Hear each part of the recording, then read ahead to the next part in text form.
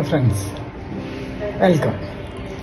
ഇപ്പം ഞാൻ സംസാരിക്കുന്നത് ഒരു ഹോസ്പിറ്റലിലെ ബെഡിലിരുന്നുകൊണ്ട്.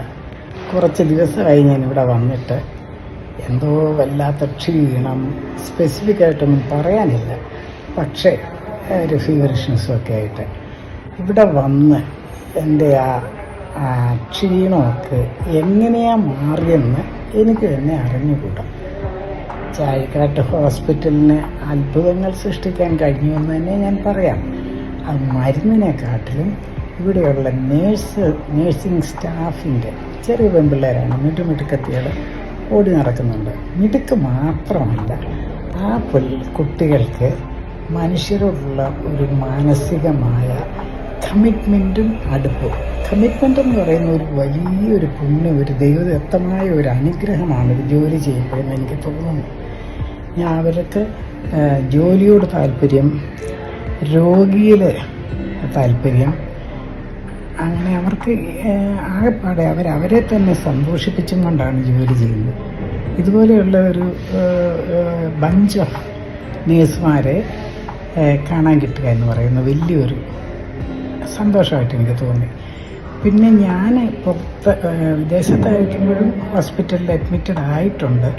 4-5 ആഴ്ചയോളം ഞാൻ അഡ്മിറ്റഡ് ആയിട്ടുണ്ട്. അവിടെയുള്ള നേഴ്സുമാരും എല്ലാം വളരെ വളരെ ആഹ്ലാദഭരിതരായിട്ടാണ് ജോലി ചെയ്യുന്നത്. പക്ഷെ അവർക്ക് എത്രത്തോളം നമ്മളോട് ബന്ധമുണ്ടെന്നുള്ളത് എനിക്ക് അറിഞ്ഞുകൂടാ.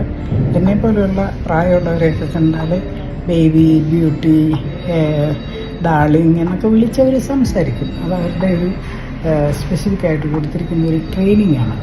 ഇവിടെയും ഈ കുട്ടികൾക്ക് ട്രെയിനിങ് ഉണ്ടായിരുന്നിരിക്കാം, തീർച്ചയായിട്ടും അവർ ഗ്രൂംഡാണ്.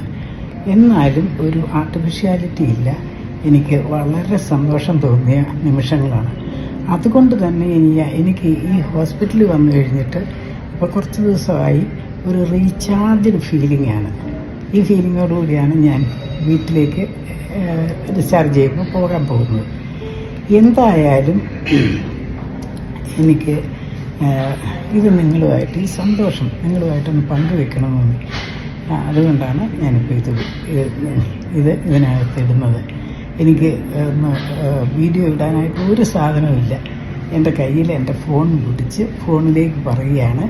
ഇതിൻ്റെ പിക്ചർ ക്വാളിറ്റിയൊക്കെ വളരെ മോശമായിരിക്കും, എന്നാലും എൻ്റെ മനസ്സിൽ ഒരു നല്ല സന്തോഷമുണ്ട്. ആ ക്വാളിറ്റി നിങ്ങൾക്കും കിട്ടട്ടെ. നല്ല സന്തോഷം. ഈ കുട്ടികളെ ദൈവം അനുഗ്രഹിക്കട്ടെ എന്ന് എനിക്ക് പറയാനുണ്ട്. ശരി, താങ്ക് യു വെരി മച്ച്.